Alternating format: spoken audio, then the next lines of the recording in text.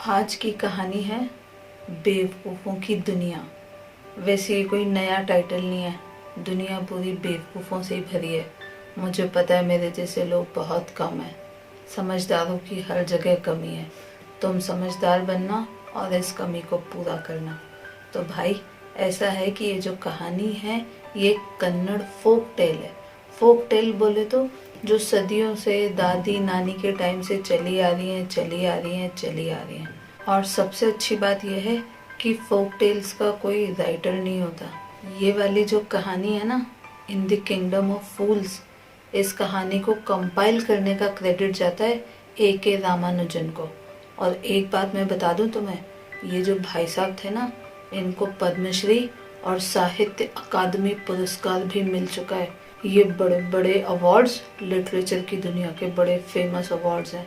अब सोचो, बेवकूफ़ों की कहानी को कंपाइल करके भी पद्मश्री मिल गया, तो तुम बड़े होके अगर मेरे बारे में कहानी लिखोगे ना तो ऑस्कर या नोबेल प्राइज़ तो ले ही जाओगे। इस कहानी में एक बहुत ही सुंदर सिटी होती है, पर वहाँ का राजा निहायती बेवकूफ़ और उसके मिनिस्टर्स भी बिल्कुल उसी के जैसे। तो वहाँ की किंगडम जो थी, मतलब राजा और उसके लोग 100% ISI मार्क वाले जेन्युइनली बेवकूफ़ थे। अब उसके दिमाग में एक ख्याल आया कि क्यों ना हम कुछ अलग करें, कुछ तूफानी करें। राजा ने ऑर्डर दिया कि आज से हमारी किंगडम में रात को दिन और दिन को रात की तरह माना जाएगा। मतलब दिन में सब सोएंगे और रात में सब काम करेंगे। सारी शॉप्स भी रात में ही खुलेंगी। सारे लोग जो खेती करना है, अपने जानवरों को चारा डालना है, ये सारे काम रात में होंगे। और अगर किसी ने भी इस ऑर्डर को नहीं माना तो तुम्हें पता है कि वो अगला कोई ऑर्डर मानने के लिए बचेगा ही नहीं, क्योंकि राजा का ऑर्डर था। अब वहाँ की प्रजा में इतनी तो हिम्मत ही नहीं थी कि राजा के ऑर्डर को अपोज करें। सब ने मान लिया चुपचाप, रात को दिन और दिन को रात। और राजा और उसके मिनिस्टर्स ये देख के बड़े खुश कि वाओ, हमारा प्रोजेक्ट कितना सक्सेसफुली चल रहा है। अब एक बार उसी टाउन में एक समझदार, किसके जैसे तुम्हें पता है, एक समझदार गुरुजी और उनका चेला आते हैं। वो ये देखते हैं कि यार ये बड़ी अजीब सी सिटी है, यहाँ पे तो एक चूहा भी नहीं दिख रहा है, सारी शॉप्स बंद हैं, इनफैक्ट कैटल्स भी दिन में सोए हुए हैं, दिन भर भटकते रहते हैं और इसी सोच में वो निकाल देते हैं। उनको समझ में कुछ नहीं आता है। जैसे ही सनसेट होता है सारे लोग अपने अपने काम पे जाने लगते हैं, शॉप्स खुलने लगती हैं। फिर वो एक जगह ग्रोसरी की शॉप पे जाते हैं, तब उनको पता चलता है कि यहाँ का जो सिस्टम है ये थोड़ा उल्टा है और इस सिटी का जो राजा है वो एकदम बेवकूफ़ टाइप का है। और एक मज़ेदार बात, वहाँ पे सारी चीज़ों की प्राइस बिल्कुल सेम, चाहे आप राइस ले लो, चाहे बनाना ले लो, चाहे घी ले लो, सब कुछ मिलेगा मात्र एक डुड्डू में। और डुड्डू थी वहाँ की करेंसी। गुरुजी को तो समझ में आ गया कि भैया ये बेवकूफ़ लोग हैं, पता नहीं कब दिमाग सटक जाए, कुछ का कुछ कर बैठे, तो अपन तो यहाँ से निकल लो। उन्होंने अपने चेले को भी समझाया कि भाई तू भी चल, यहाँ सारे बेवकूफ़ हैं। पर वो बोला नहीं नहीं गुरुजी, देखो यहाँ पे सब कुछ कितना सस्ता मिलता है, सारी चीज़ें एक ही प्राइस में मिलती है, यहाँ रहो और मज़े से ऐश करो। गुरुजी ने उसको बोला, बेटा बेवकूफ़ों के साथ रहोगे ना तो तुम भी खतरे में पड़ सकते हो। बट चेला तो चेला था, मानने वाला था नहीं। अब ये जो चेले महाराज थे ना, उनको बस एक ही चीज़ से मतलब था, वो था सस्ता खाना। दिन भर केले, घी, राइस पेलता और दिन पे दिन जाड़ा हुआ जा रहा था। गुरुजी ने फाइनली बोला ठीक है भाई, मैं चलता हूँ, तो अपना ध्यान रखियो। गुरुजी finally gave up, but that disciple stayed there enjoying all that cheap food। अब उस सिटी में एक अंबानी की औलाद रहता था, बोले तो रिच मर्चेंट। एक दिन उसके यहाँ चोरी हो गई। चोर आया, दीवार में छेद किया और उसके घर में घुस गया, सारा सामान लूटा और जैसे ही जाने वाला था वैसे ही उसके ऊपर एक दीवार गिर गई और वो भाई वहीं निपट गया। बड़ा बुरा हुआ उसके साथ। उस चोर का भाई दौड़ा दौड़ा गया राजा के पास, और राजा के पास जाके बोलता है, महाराज मेरा भाई इतना महान काम कर रहा था और इस मर्चेंट ने इतनी गंदी दीवार बनवाई, इतनी कमजोर दीवार बनवाई कि वो मेरे भाई के सिर के ऊपर गिर गई और मेरा भाई मर गया। महाराज आप बहुत समझदार हैं, मुझे पूरी उम्मीद है कि मुझे न्याय मिलेगा, इस मर्चेंट को जेल में डाल दिया जाए। राजा अपनी तारीफ सुन के बड़ा खुश हो गया। वैसे भी बेवकूफ़ों की थोड़ी तारीफ कर दो ना, चने के झाड़ पे चढ़ जाते हैं। राजा बोला, हाँ हाँ बिल्कुल न्याय होगा। राजा ने अपने एक मिनिस्टर को भेजा और बोला, जाओ उस मर्चेंट को बुला के लाओ। मर्चेंट आया और मर्चेंट बोलता है, महाराज इसमें मेरी कोई गलती नहीं है, ये दीवार मैंने थोड़ी नहीं बनवाई है, मेरे पिताजी के टाइम की बनी हुई है, और वैसे भी ये दीवार बनाने वाले की गलती है, उसने ऐसी दीवार क्यों बनाई। राजा ने उसको बोला, बिल्कुल सही, क्या तुम जानते हो उस ब्रिकलेयर को जिसने दीवार बनाई। उसने बोला, हाँ मैं बिल्कुल जानता हूँ। राजा ने तुरंत एक मिनिस्टर को ऑर्डर दिया और बोला, जाओ अभी के अभी उस दीवार बनाने वाले को लेके आओ। बेचारा दीवार बनाने वाला आया और सोचा, मेरी क्या गलती है, कितनी पुरानी दीवार थी ये तो। पर उसको पता था कि राजा है तो बेवकूफ़, तो उसने भी एक गोली दे दी।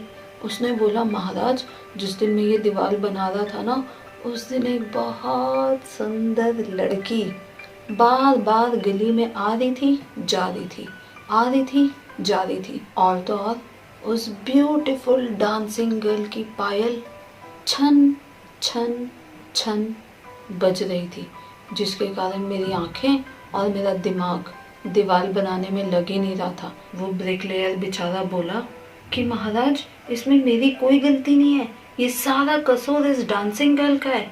न वो उस दिन गली में से आती जाती और न मेरा ध्यान भटकता, और मैं इतनी स्ट्रॉन्ग दीवार बनवाता कि बिरला सीमेंट वाले भी कहते कि इस भाई के हाथ में जान है, फिर वो ये नहीं कहते कि इस सीमेंट में जान है। राजा ने सोचा, बंदे की बात में दम तो है, सारा कसूर उस डांसिंग गर्ल का है। फिर से एक मिनिस्टर को बोला कि जाओ उस डांसिंग गर्ल को बुला के लाओ। अब जब वो डांसिंग गर्ल आई तब तक तो वो बहुत बूढ़ी हो चुकी थी। राजा ने उससे पूछा कि तुम्हें ये ब्रिकलेयर याद है, जिस दिन ये दीवार बना रहा था उस दिन तुम गली में से निकल रही थी बार बार। डांसिंग गर्ल, खैर अब तो वो आंटी हो चुकी थी, तो वो आंटी बोली कि हाँ महाराज मुझे बहुत अच्छे से ध्यान है, पर आपको पता है कि मैं बार बार उस गली से क्यों निकल रही थी, क्योंकि यहाँ एक गोल्ड स्मिथ रहता है, मैंने उसको थोड़ा सा गोल्ड दिया था ज्वेलरी बनाने के लिए, पर वो टाइम पे दे ही नहीं रहा था। अगर वो टाइम पे दे देता तो मुझे इतने चक्कर ही नहीं लगाने पड़ते। तो अब आप बताइए, आप तो इतने समझदार हैं महाराज, आप तो बिल्कुल न्याय की मूर्ति हैं, आप बताइए इसमें मेरी कहाँ से गलती है। राजा फिर से बड़ा खुश। राजा ने बोला, हाँ यार इसमें इस लेडी की क्या गलती है, उस गोल्ड स्मिथ को बुला के लाओ। गोल्ड स्मिथ आया, वो बोला कि अरे मैं कहाँ से इस पिक्चर में आ गया भाई, मेरा तो कोई रोल ही नहीं है।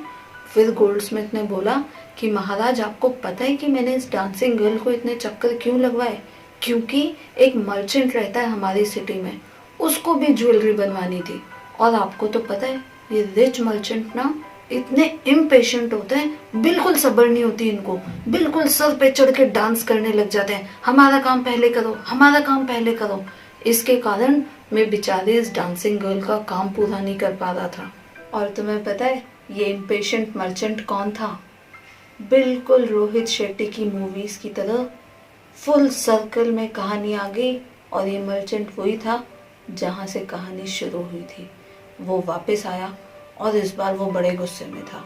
उसने बोला, महाराज मैं आपको पहले ही बता चुका हूँ ये दीवार मैंने नहीं मेरे पिताजी ने बनवाई है, और वो मर चुके हैं, वो इस दुनिया में नहीं है, अब आप क्या करेंगे। राजा को आया गुस्सा।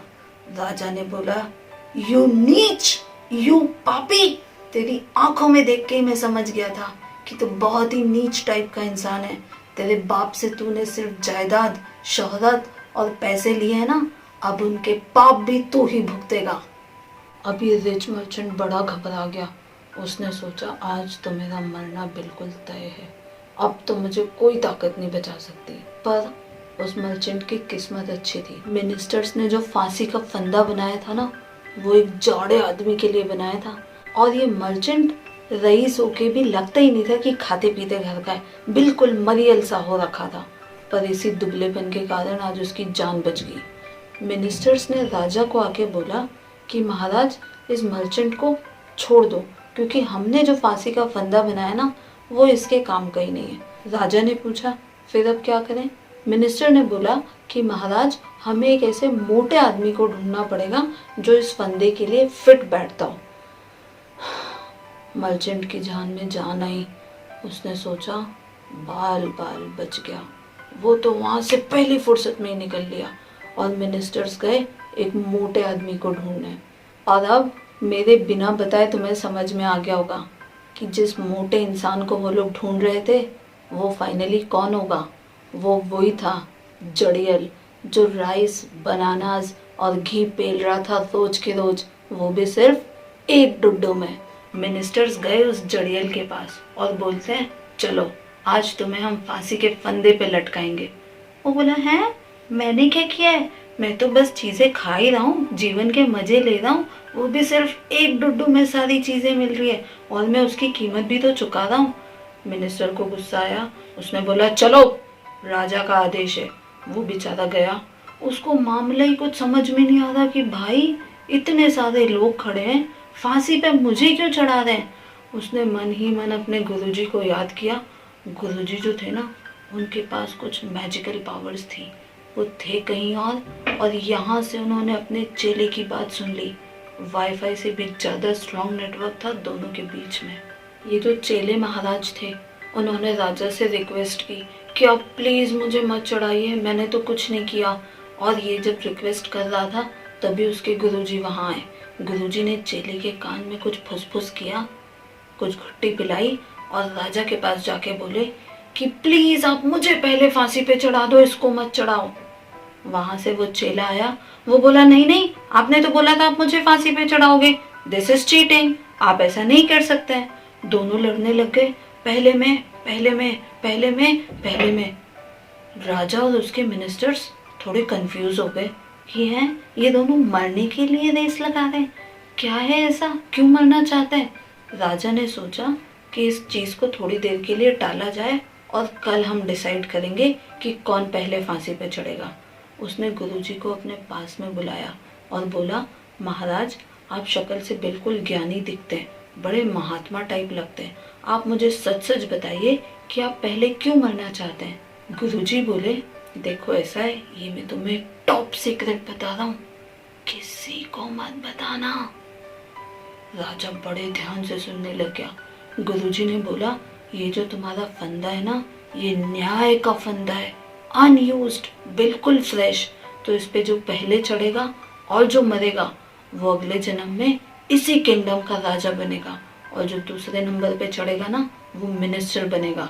तो अब क्या है, मैं बोर हो गया हूँ ये महात्मा वाले काम से, अब मैं चाहता हूँ कि मैं राजा बनूं और जीवन में ऐश करूं। राजा ने सोचा कि हाँ यार, ये संत लोग झूठ तो नहीं बोलते। राजा ने अपने मिनिस्टर को बुलाया और सारी बात बताई। राजा ने बोला, देख, अगर तेको मिनिस्टर बनना है और मेरे को राजा बनना है तो उस फांसी के फंदे पे पहले मैं चढ़ूंगा और मेरे बाद तू चढ़ जाना, तो अगले जन्म में फिर से हमें यही किंगडम मिल जाएगी। वहाँ का जो एग्जीक्यूशनर था उसको बोला कि हम रात में 2 आदमी को भेजेंगे, पहले जो आए उसको पहले फांसी पे चढ़ाना और दूसरे नंबर पे जो आए उसको बाद में फांसी पे चढ़ाना, और खबरदार अगर इसमें कोई गलती की तो। एग्जीक्यूशनर बोला, जी महाराज। रात में राजा ने महात्मा का भेष धारण किया और मिनिस्टर जो था वो बन गया चेला, और दोनों लटक गए फांसी पे।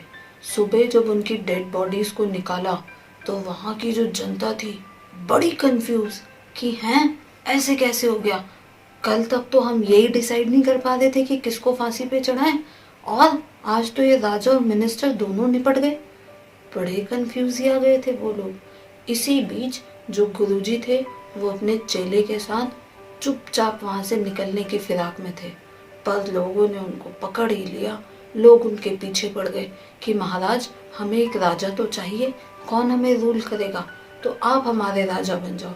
महात्मा जी ने बोला, नहीं नहीं, मैं इस काम के लिए नहीं बना हुआ हूँ, मेरा काम है ज्ञान देना, लोगों की भलाई करना।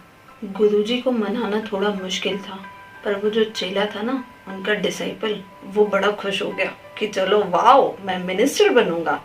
फिर धीरे से गुरुजी भी मान गए, पर उनकी एक शर्त थी। उन्होंने कहा, ये जो तुमने बेवकूफ़ों जैसे नियम बना रखे ना, ये सब बदलूंगा मैं। प्रजा ने कहा, ठीक है, जैसी आपकी इच्छा। और महात्मा जी बन गए राजा, और वो जो डिसाइपल था जड़ियल, वो बन गया मिनिस्टर। और जैसे ही वो राजा बने, उन्होंने दिन को दिन और रात को रात बना दिया। सारे सिस्टम्स वैसे ही हो गए जैसे समझदारों की दुनिया में होते हैं। तो इस कहानी से हमें ये शिक्षा मिलती है कि बेवकूफ़ों के साथ रहोगे तो किसी दिन तुम भी लपेटे में आ जाओगे। इसलिए मैं कहती हूँ, समझदारों की संगति में रहा करो, और मेरे चैनल पे वीडियो देखा करो, लाइक किया करो, सब्सक्राइब किया करो और शेयर किया करो।